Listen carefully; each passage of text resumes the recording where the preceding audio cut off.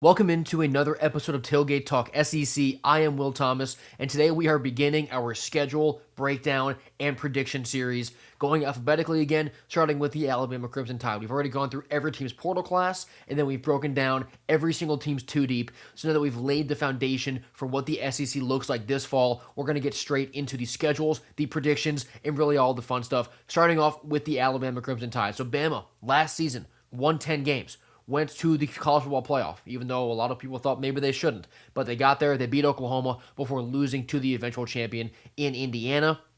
And the story with Bama last fall, right? I mean, they couldn't run the ball. They really couldn't pass block very much. But, Ty Simpson and those receivers, minus some drops, they actually worked pretty well, given their situation. And defensively, they had a bunch of talent, and they're returning a lot of that, especially in the secondary. Yanze Pierre is back coming off the edge. So I think that Bama's defense overall will be improved. And offensively, those issues running the ball and pass blocking, they can't get worse. They literally can't get worse. So my thought process there is they will progress in a positive way offensively, and defense, it's just the same talented guys who are back with another year of experience. So I think Alabama is going to be a better team this year than they were last year and maybe be able to make some noise this fall. But just going through their schedule week by week, we'll break down each game that deserves a little bit. Like this one, week 1 versus Carolina, doesn't deserve very much. That'll be a win. Kalen DeBoer starts off at home with a win over the Pirates. And then week 2, I soft launched this a little bit on Shores on my TikTok page. It didn't go very well. They go to Kentucky in week 2. I have Bama losing this game to Kentucky. Because what Will Stein and the Wildcats are doing, I mean, they have totally revamped the coaching staff. They lost a bunch in the portal, but I mean, I talked about it in both my episodes covering Kentucky's portal and the roster. Guys, that's a talented roster in Lexington. Kenny Minchey is a really good quarterback. He almost beat out C.J. Carr last year, who is now a Heisman favorite. They have C.J. Baxter in that backfield, Nick Anderson at receiver, a bunch of freshmen, a really talented defense. That Kentucky team is a really good roster.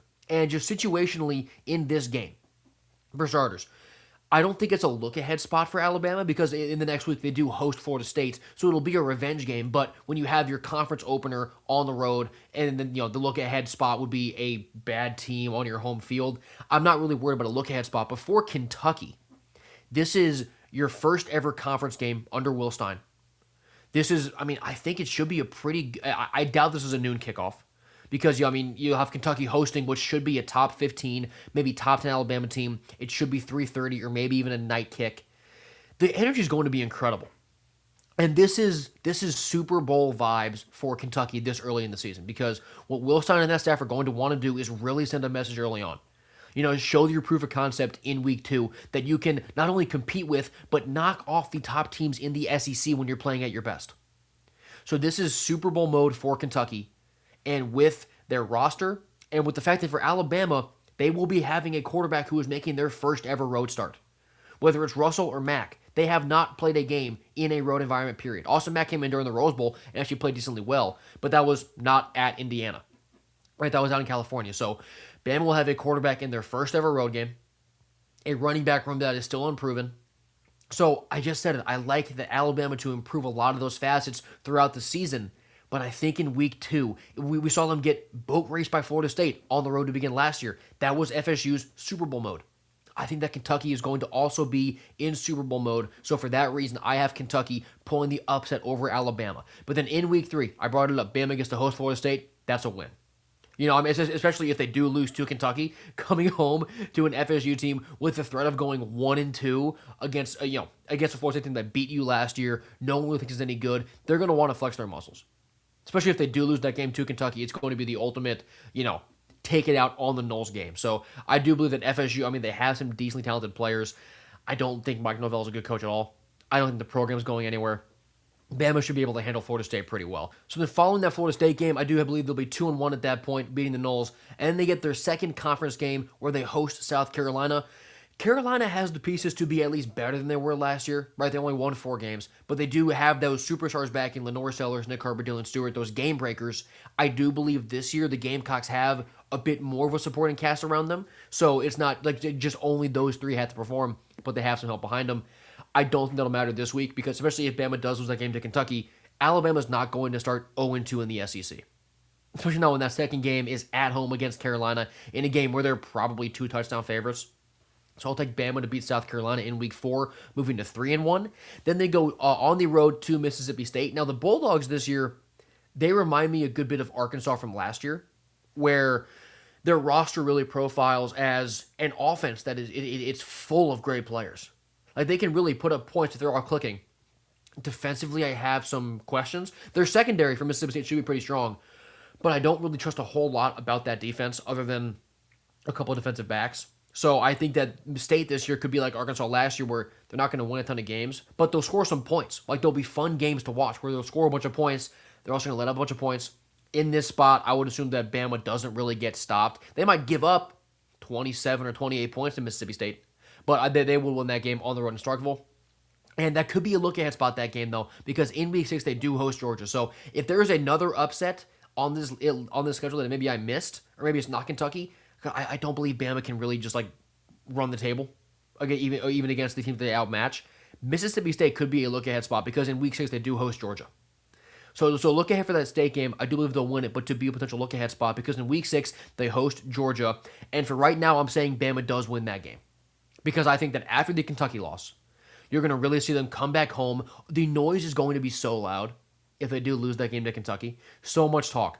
And we saw it last year. They were really able to kind of bounce back from the FSU loss, win a bunch of games, make the playoff. I believe you'll see the similar thing happen. And they beat Georgia last year, despite that FSU loss. Here we go again. I do believe that this will be like the official, we're back on track after the Kentucky game. You know, flex your muscles a little bit, getting a win over a really powerful Georgia team. Now, I mean, well, this game is going to be probably like less than a 4-point spread, you know, barring some major injury developments at this point in the season. So it'll be a really tight game. It'll be a competitive game. This has got College Game Day written all over it. I will take Bama to win at home, get back-to-back wins over Georgia in the regular season, excuse me, not in the SEC championship game. But I do believe that Bama will get Georgia in Week 6 at home and move on to, what would that be? That'd be 5-1 here. And then in Week 7, they go to Tennessee. This is Bama's second loss for me. Now, Bama fans, when I put this on TikTok, they did not like at all the Kentucky and Tennessee losses. But, I mean, this is college football, man. And they kept saying, you had them losing to Kentucky and Tennessee but beating Georgia. This is the dumbest thing I've ever heard. They beat Georgia and then lost to Vanderbilt in an 8-day span 2 years ago. Guys, that's college football. That's how the sport works. This stuff happens. Now, am I right? Who knows? We'll see. But I don't think it's a horrible prediction to say that when they go to Tennessee, they have to play in Neyland, a spot where Tennessee's beaten them the last 2 times there. And a Vols team that is really young, but they're incredibly talented. And their defense this year, with Jim Knowles and a bunch of those transfers, is going to be very, very strong. It's not Super Bowl mode for Tennessee per se because they have other, really like big games. And we're at Week 7 here where it's not really make a statement early on. But they're going to be incredibly up for this game. We know that Vol fans are going to be up for this game. The environment's going to be crazy. So I have Bama, kind of after beating Georgia at home, now you have to go on the road to a place you haven't won in 4 or 5 years. I have Tennessee knocking off Alabama again in Neyland. So at this point, I got Bama being 5-2. And then they get Texas A&M at home. This is another one of those home bounce back spots. I've got Bama winning this game. A&M should be a very solid team. And really, their limit, the Aggies, is based on, is Marcel Reed's floor raised? We know his ceiling. His ceiling is incredibly high. But is his floor raised from, really, the South Carolina game for A&M last year shows it. His floor of turnovers, inaccurate throws, making mistakes, and then his ceiling in the second half of hitting all your throws, being a dual threat guy. Do we get a consistent, good version of Marcel Reed? Because if we do, A&M could be dangerous, but I don't know if we get that, period. I definitely don't think we get that on the road at Alabama against this elite Crimson Tide secondary after what I think in theory could be a road loss to a rival. So I'll take Bama to beat A&M at home. Then they're 6-2. They have their bye week. Then in Week 10, they travel to LSU. I've got Bama knocking off Lane Kiffin and the Tigers here as well. Really, because I'm lower on LSU. I am. I have a lot of questions about their offense. Really, with just Sam Leavitt not being able to play during the spring. The reports came out that he should be healthy over the summer, be at fall camp. That's great. First off, it's conjecture.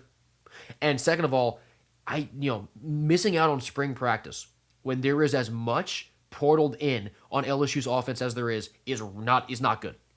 And Sam Leavitt has not been good against SEC teams. Against Mississippi State twice, he has bad numbers. Against Texas, his numbers only look redeemable because of the volume of throws, but he was like around a 50% completion rate in that game. I think Scadaboo made the best throw of that game. So I don't like Leavitt against the SEC, period. I don't like him being injured during all of spring with a new scheme, new coaches, new teammates. So for that reason, I'm kind of lower on LSU as a whole, and I would think that Bama's defense at this point in Week 10 probably really into form everywhere else, in addition to the secondary, which would be strong off the rip. I think they can really limit LSU's offense, so I'll take Bama to get a win in Death Valley. Week 11, they go to Nashville. They play Vanderbilt on the road again. I have this one being a win. I don't believe they lose a second consecutive game in Nashville. I think the talent gap will just be too much. And Vandy, I assume, is going to be starting Jared Curtis this fall. So by Week 11, he probably won't really be a true freshman anymore, right? He'll go through a gauntlet. He'll have had his wins, had his losses. So I'm not necessarily worried about that. But the talent gap overall, this won't really be like it was 2 years ago where they just beat Georgia in that ridiculous instant classic game, hangover spot against a Vandy team that no one really knew was good yet. No one really knew was dangerous yet. Vandy isn't sneaking up on anybody anymore. So no one will be going into Nashville, sleepwalking into this, we get Vanderbilt, let's just go take care of business and win the game. Bama will be up for this for a lot of reasons, and I do believe the talent gap, when they're up for it, is just too much for Vandy to overcome. So I've got Bama beating the Commodores in Nashville. In Week 12, they host Chattanooga. I have no breakdown on this game. They'll beat Chattanooga. And then Week 13, they get the Iron Bowl, Auburn at home in Tuscaloosa. First off, my first note on this is just, who knows? The Iron Bowl is probably the most unpredictable college football game in the history of the sport. But I do have Bama getting a win here. I mean, they beat them last year in Auburn in what was a really tight game. But the talent gap this year has grown between Bama and Auburn because even though Auburn wasn't a great team last year, I mean, you saw how much incredible talent portaled off that team. That was a team full of elite football players. And this year, they still have some good football players, but it's really just USF from last year. And that USF team did go on the road and beat Florida. They didn't do very well against Miami, but I mean, they won a good bit of games. They won a good bit of games in the American, but that it objectively is a less talented team than Auburn was last year. So I don't even know if Auburn's going to be worse overall, but they don't match up as well against Alabama. So when you get Alabama at home, on the road, I don't trust Auburn in that spot very much unless we see some unbelievable growth from Byron Brown. And that defense rounds into form incredibly well by the time we get to Thanksgiving weekend. I don't think that's going to be the case. So I'll take Bama to beat Auburn and finish the season 10-2. Now, 10-2 for Bama.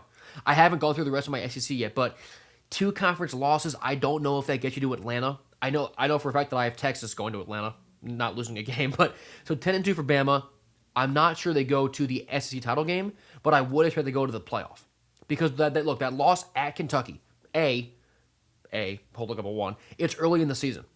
And whether or not the committee will tell you that or not, early season losses just don't matter as much as late season losses. They just don't. So you get it in Week 2.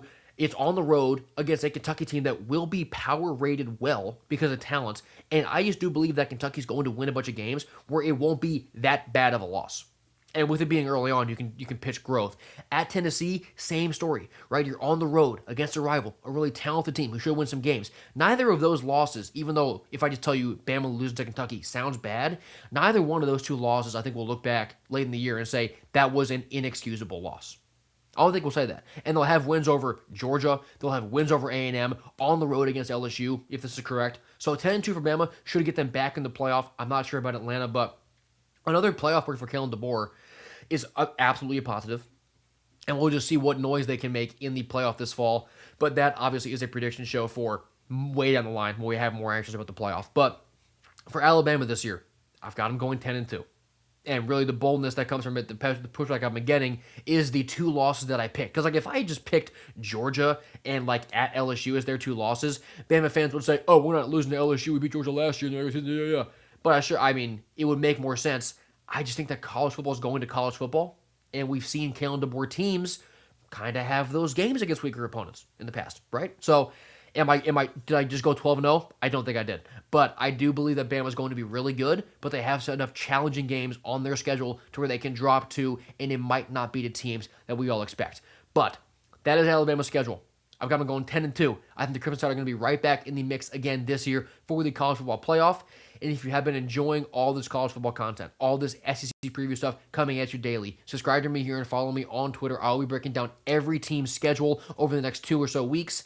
We'll get, I think it's Arkansas next, and we're just going to keep going through the entire SEC, previewing this incredible sport every single day up until it kicks off. So thank you guys so much for watching this episode of Tailgate Talk SEC. I've been Will Thomas, and I will see you next time.